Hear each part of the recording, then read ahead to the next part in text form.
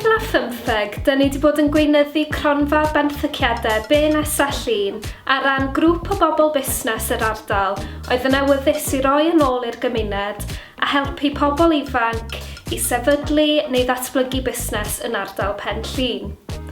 Ers hynny, mae'r arian wedi cael ei ailgylchu gymaint o weithiau nes bod dros 70,000 o bunnau wedi cael ei dosbarthu i 15 busnes a menter gymdeithasol yn yr ardal.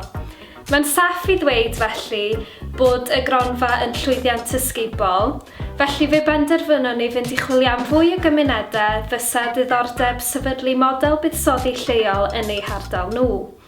Antydanlle oedd un o'r rhai efo diddordeb, felly fe awn ni i ddyffryn anlle i lansio Mynd Amdani. Mae Mynd Amdani yn gynllun sy'n benthyg arian i bobl ifanc gychwyn busnes yma yn y ffryn anlla. Da ni'n cynnig benthyciad di-log o hyd at 5,000 o bunna os ydy pobl hyd at 25 oed yn cychwyn busnes yma yn y dyffryn. Da ni fel antur yma i'ch cymhorthu chi efo hynny.